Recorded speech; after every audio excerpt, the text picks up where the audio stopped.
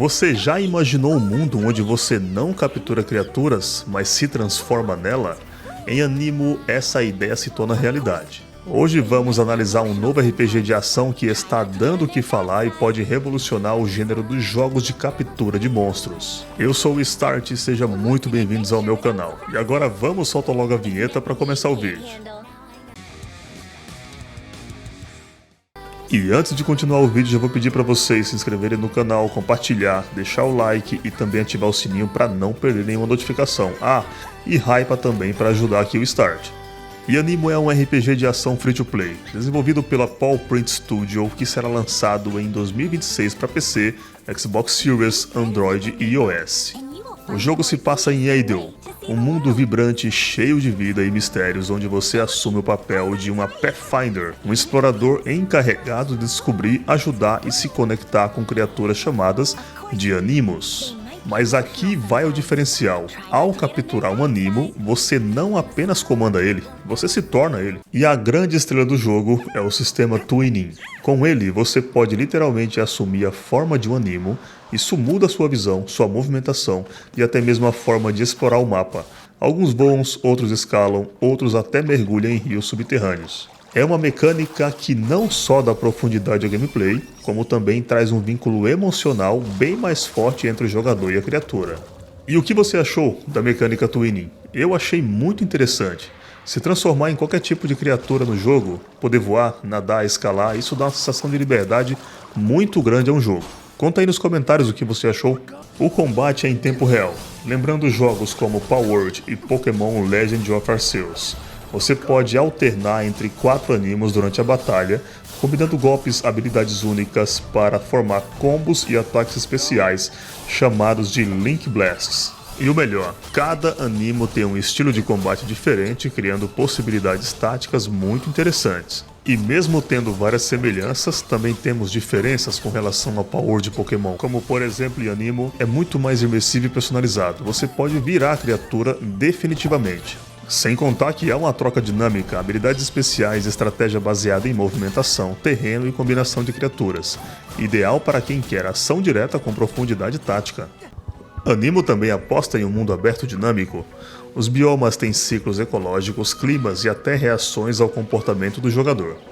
Além disso, você pode construir sua base, plantar, cozinhar, treinar Animos e personalizar sua área. Isso lembra bastante Palworld. E sim, o jogo tem um modo multiplayer cooperativo com progressão cruzada. Ou seja, você pode jogar no PC, continuar no celular e ainda chamar amigos para explorar juntos. Isso é bem legal. E aí, o que você achou dessa ideia de jogar no PC e depois continuar no celular e ainda explorar o mundo com amigos?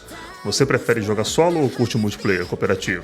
Conte aí nos comentários. Mas e a monetização? Segundo os desenvolvedores, Animo será gratuito e sem mecânicas pay to win.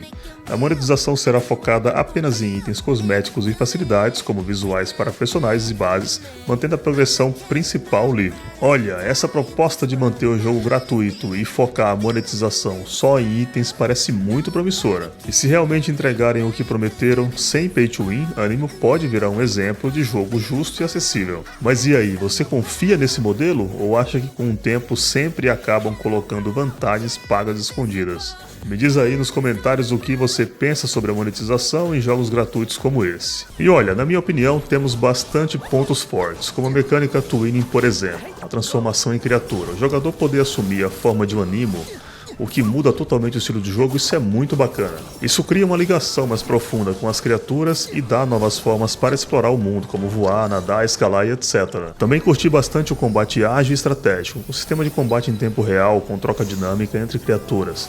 Habilidades únicas e ataques especiais chamadas de Link Blast também parece bem interessante. E a mistura de ação direta com tática é ideal para quem gosta de RPGs modernos como Genshin Impact ou até mesmo Xenoblade, seria muito interessante aqui num jogo de captura de monstrinhos. E pelo que temos visto até agora com as publicações da própria empresa, o mundo aberto vivo e variado também é muito bom, com biomas com ecossistemas dinâmicos que reagem às ações do jogador. Diversidade de terrenos e exploração integrada ao gameplay ficou muito bom. E um dos pontos mais fortes, em minha opinião, é o multiplayer cooperativo com progressão cruzada. O suporte co-op online e jogabilidade em grupo, você poder jogar no PC e continuar no celular ou no Xbox sem perder o progresso, 100% crossplay e cross progression. Na minha visão, os desenvolvedores acertaram em muito. E ainda temos a função de construção de base e personalização muito parecido com o Palworld. Você poder montar sua própria base, cultivar, cozinhar e usar Anemos para automatizar suas tarefas é um acerto muito grande para os jogos de hoje em dia, na minha opinião.